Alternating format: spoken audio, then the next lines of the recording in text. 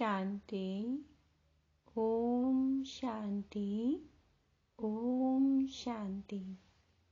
आज है 29 दिसंबर 2020। शिव बाबा की साकार मुरली। आज बाबा क्या कहते हैं?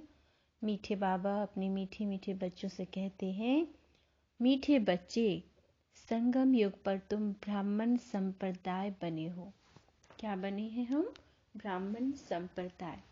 तुम्हें अब मृत्यु लोक के मनुष्य से अमर लोक का देवता बनना है। प्रश्न, तुम बच्चे किस नॉलेज को समझने के कारण बेहद का संन्यास करते हो? उत्तर, तुम्हें ड्रामा की यथार्थ नॉलेज है। तुम जानते हो ड्रामा अनुसार इस सारे मृत्यु लोक को भस्मीभूत होना है।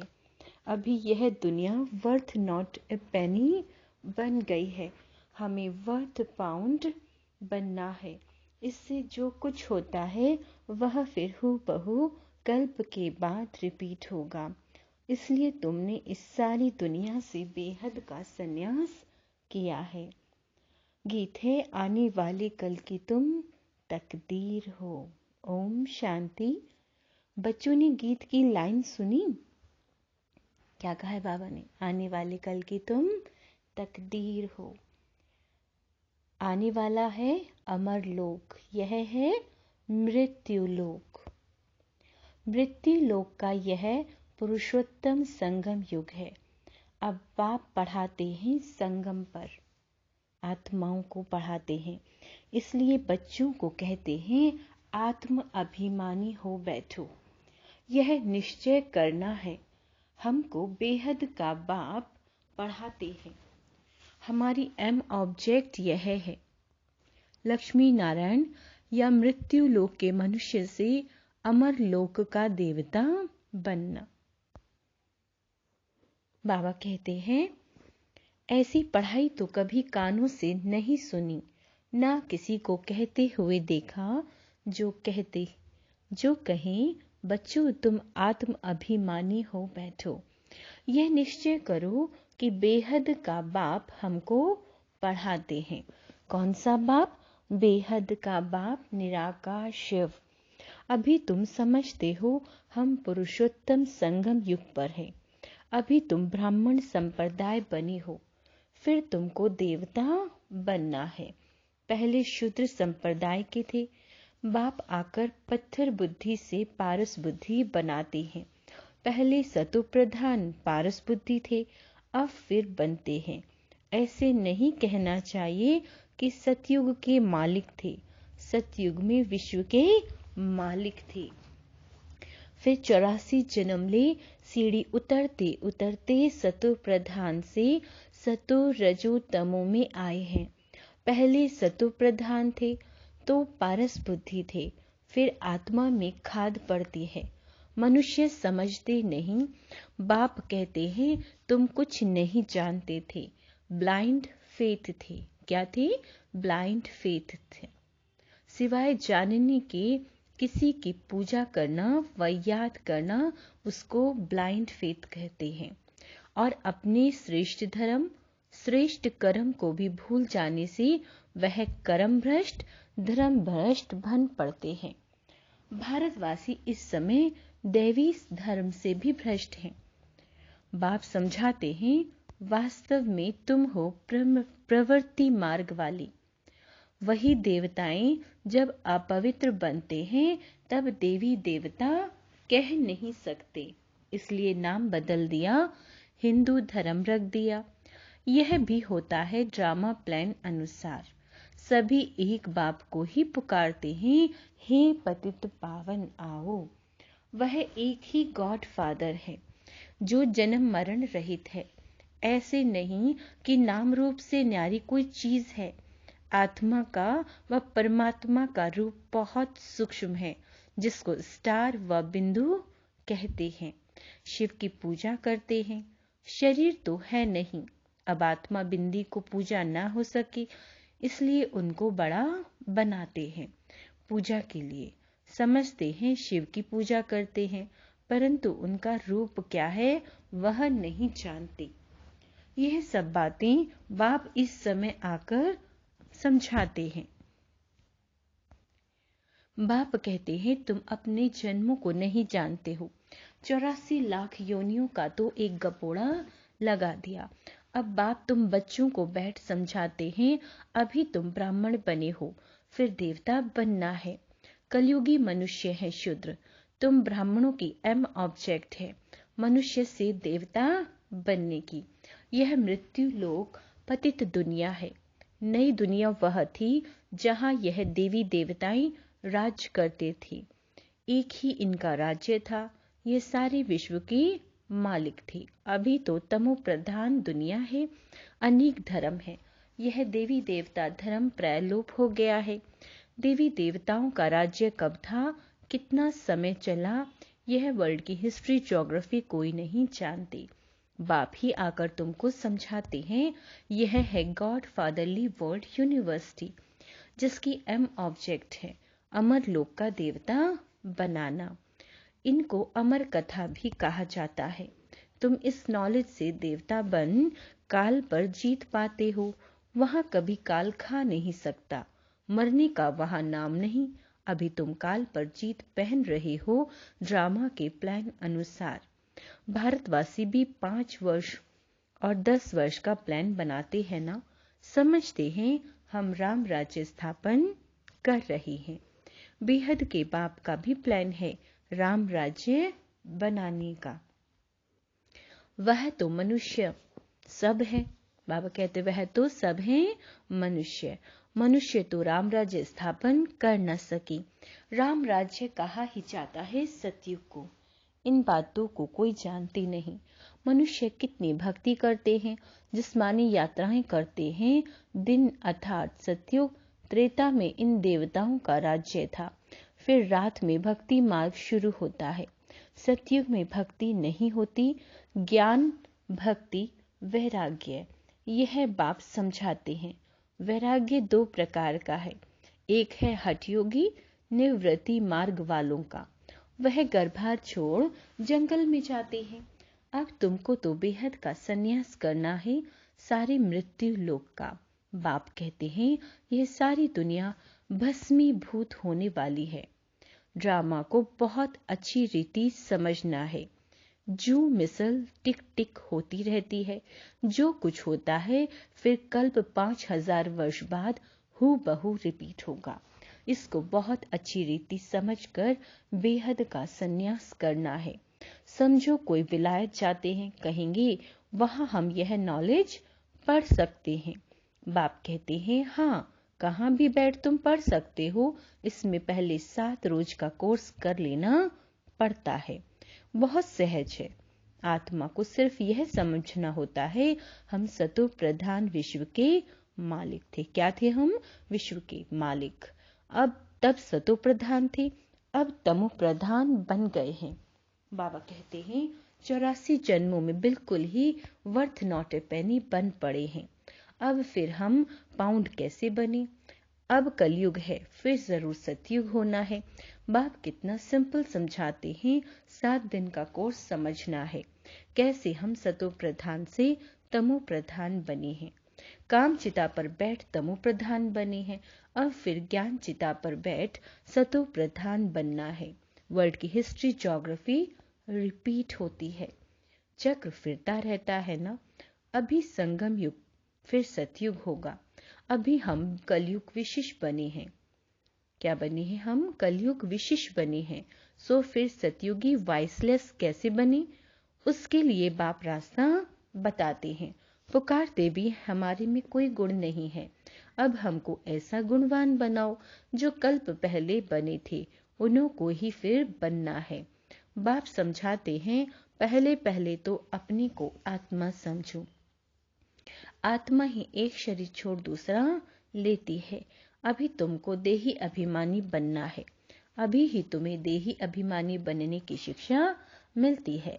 ऐसे नहीं तुम सदैव देही अभिमानी रहेंगे। नहीं, सतयुग में तो नाम शरीर के रहते हैं। लक्ष्मी नारायण के नाम पर ही सारी कारोबार चलती है। अभी यह है संगम युग, जबकि बाप समझाते हैं तुम नंगे अशरीरी आए थे, फिर अशरीरी बन वापस जाना है। अपने को आत्मा समझ बाप को याद करो। फिर से बाबा ने क्या कहा, खुद को आत्मा समझ के बाप को याद करो। यह है रूहानी यात्रा। आत्मा अपने रूहानी बाप को याद करती है। बाप को याद करने से ही पाप भस्म हो जाएंगे। इनको योग अग्नि कहा जाता है। याद से ही तुम कहाँ भी, याद तो तुम कहाँ भी कर सकते हो, 7 रोज में समझाना होता है। यह सारी सृष्टि चक्र कैसे फिरता है, कैसे हम सीढ़ी उतरते हैं। अब फिर इस एक ही जन्म में चढ़ती कला होती है।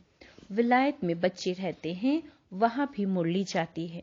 यह स्कूल है ना, वास्तव में यह है गॉड फादरली यूनिवर्सिटी। गीता का ही राजयोग है, परंतु श्री कृष्ण को भगवान नहीं कहा जाता। ब्रह्मा विष्णु शंकर को भी देवता कहा जाता है। अभी तुम पुरुषार्थ कर फिर सो देवता बनते हो। प्रजापिता ब्रह्मा भी जरूर यहाँ होगा ना। प्रजापिता तो मनुष्य है ना, प्रजा जरूर यहाँ ही रची जाती है। हम सो का अर्थ बाप ने बहुत अच्छी रीति समझाया है। भक्ति मार्ग में तो कह देते हैं हम आत्मा सो परमात्मा, इसलिए परमात्मा को सर्वव्यापी कह देते हैं। बाप कहते हैं सब में व्यापक है आत्मा, मैं कैसे व्यापक होऊंगा। तुम मुझे बुलाते हो, हे पतित पावन आओ हमको पावन बनाओ। निराकार आत्माएं सब आकर अपना अपना रथ लेती हैं। हर एक अकाल मूर्त आत्मा का तखत है। हर एक आत्मा कहाँ बैठी हुई है, भ्रकुटी के मध्य तखत पर। तखत कहो अथवा रथ कहो, बाप को तो रथ है नहीं, वह निराकार ही गाया जाता है। न सूक्ष्म शरीर है न स्थूल शरीर है। निराकार खुद रथ में जब बैठे तब बोल सके। रथ बिगैर पतितों को पावन कैसे बनाएंगे। बाप कहते हैं मैं निराकार आकर इनका लोन लेता हूँ, टेम्परेरी लोन लिया है। इनको भाग्यशाली रथ कहा जाता है। किसको? ब्रह्मा बाबा को। बाप ही सृष्टि के आदि मध्य अंत का राज बताए तुम बच्चों को त्रिकालदर्शी बनाते हैं और कोई मनुष्य नॉलेज जान नहीं सकते। इस समय सब नास्तिक हैं, बाप आकर आस्तिक बनाते हैं। रचयिता रचना का राज बाप ने तुमको बताया है। अब तुम्हारे सिवाय और कोई समझा न सके। तुम ही इस ज्ञान से फिर यह इतना उच्च पद पाते हो। यह ज्ञान सिर्फ अभी ही तुम ब्राह्मणों को मिलता है। बाप संगम पर ही, क्या कहते हैं बाबा, बाप संगम पर ही आकर यह ज्ञान देते हैं। सद्गति देने वाला एक ही बाप है। मनुष्य मनुष्य को सद्गति दे न सके, वह सब गुरु हैं भक्ति मार्ग के। सद्गुरु एक ही है, उनको कहा जाता है वाह सद्गुरु वाह।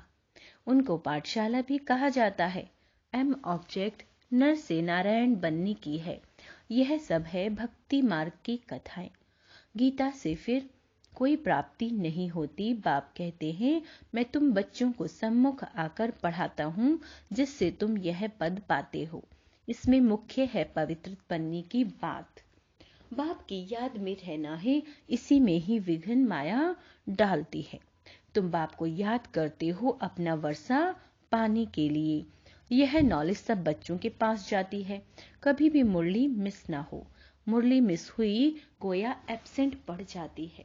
मुरली से कहाँ भी बैठ रिफ्रेश होते रहेंगे। श्रीमत पर चलना पड़े। बाहर में जाते हैं तो बाप समझाते हैं पवित्र जरूर बनना है, वैष्णव होकर रहना है। वैष्णव भी 2 प्रकार के होते हैं। वैष्णव बल्लभचारी भी होते हैं, परंतु विकार में जाते हैं। पवित्र तो है नहीं, तुम पवित्र बन विष्णु वंशी बनते हो। हम पवित्र बन के क्या होते हैं? विष्णु के वंश के बनते हैं। वहां तुम वैष्णव रहेंगे, विकार में नहीं जाएंगे। कहाँ? सतयुग में। वह है अमरलोक, यह है मृत्युलोक। यहाँ विकार में जाते हैं। अभी तुम विष्णुपुरी में जाते हो, वहां विकार होता नहीं। वह है वॉइसलेस वर्ल्ड। योग बल से तुम विश्व की बादशाही लेते हो। वह दोनों आपस में लड़ते हैं, मक्खन बीच में तुमको मिलता है। तुम अपनी राजधानी स्थापन कर रहे हो। सभी को यही पैगाम देना है, छोटों बच्चों का भी हक है। शिव बाबा के बच्चे हैं ना, तो सबका हक है। सबको कहना अपने को आत्मा समझो। क्या कहा बाबा ने? सबको यही कहना है कि खुद को आत्मा समझो। माँ बाप में ज्ञान होगा तो बच्चों को भी सिखाएंगे। शिव बाबा को याद करो, सिवाय शिव बाबा के दूसरा न कोई। एक की याद से ही तमो प्रधान से सतो प्रधान बन जाएंगे। इसमें पढ़ाई बहुत अच्छी चाहिए। विलायत में रहते भी तुम पढ़ सकते हो। इसमें किताब आदि कुछ भी नहीं चाहिए। कहाँ भी बैठी तुम पढ़ सकते हो, बुद्धि से याद कर सकते हो। यह पढ़ाई इतनी सहज है। योग अथवा याद से बल मिलता है। तुम अभी विश्व का मालिक बन रहे हो। बाप राजयोग सिखाकर पावन बनाते हैं। वह है हठयोग, यह है राजयोग। इसमें परहेज बहुत अच्छी रीति चाहिए। इन लक्ष्मी नारायण जैसा सर्वगुण संपन्न बनना है। खान पान की भी परहेज चाहिए। और दूसरी बात, बाप को याद करना है तो जन्म जन्मांतर के पाप कट जाएंगे। इसको कहा जाता है सहज राजयोग। राजाई प्राप्त करने के लिए अगर राजाई ना ली तो गरीब बन जाएंगे। श्रीमत पर पूरा चलने से श्रेष्ठ बनेंगे। भ्रष्ट से श्रेष्ठ बनना है, उसके लिए बाप कहते हैं बाबा को याद करना है। कल्प पहले भी तुमने ही यह ज्ञान लिया था जो फिर अब लेते हो। सतयुग में और कोई राज्य नहीं था, उसको कहा जाता है सुख धाम। अभी यह है दुख धाम। और जहां से हम आत्माएं आई हैं वह है शांति धाम।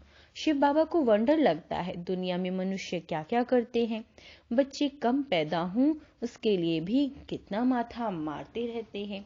समझते नहीं, यह तो बाप का ही काम है। बाप झट एक धर्म की स्थापना कर बाकी सब अनेक धर्मों का विनाश करा देते हैं।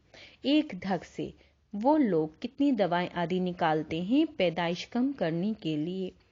बाप के पास तो एक ही दवाई है, एक धर्म की स्थापना होनी है। वह समय आएगा सब कहेंगे यह तो पवित्र बन रहे हैं, फिर दवाई आदि की भी क्या दरकार है। तुमको बाबा ने ऐसी दवाई दी है मन मना भव की, जिससे तुम 21 जन्मों के लिए पवित्र बन जाते हो। अच्छा, मीठे मीठे सिकी लदे बच्चों प्रति माता पिता बाप दादा का याद प्यार और गुड मॉर्निंग। रूहानी बाप की रूहानी बच्चों को नमस्ते।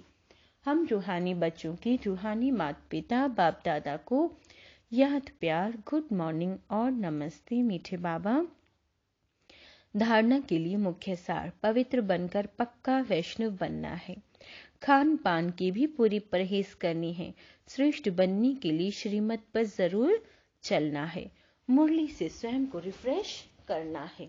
कहाँ भी रहते सतो प्रधान बनने का पुरुषार्थ करना है। मुरली एक भी दिन मिस नहीं करनी है। वरदान, जुदाई को सदा काल के लिए विदाई देने वाले स्नेही स्वरूप भव। जो स्नेही को पसंद है वही स्नेह करने वाले को पसंद हो। यही स्नेह का स्वरूप है। चलना खाना पीना रहना स्नेही के दिल पसंद हो। इसलिए जो भी संकल्प व कर्म करो तो पहले सोचो कि यह स्नेही बाप के दिल पसंद है। ऐसे सच्चे स्नेही हो तो निरंतर योगी सहज योगी बन जाएंगे। यदि स्नेही स्वरूप को समान स्वरूप में परिवर्तन कर दो तो अमर भव का वरदान मिल जाएगा और जादुई की सदा काल के लिए विदाई मिल जाएगी। स्लोगन है, स्वभाव इजी और पुरुषार्थ अटेंशन वाला बनाओ। स्वभाव कैसा बनाना है? इजी बनाना है और पुरुषार्थ अटेंशन वाला बनाओ। अच्छा, ओम शांति।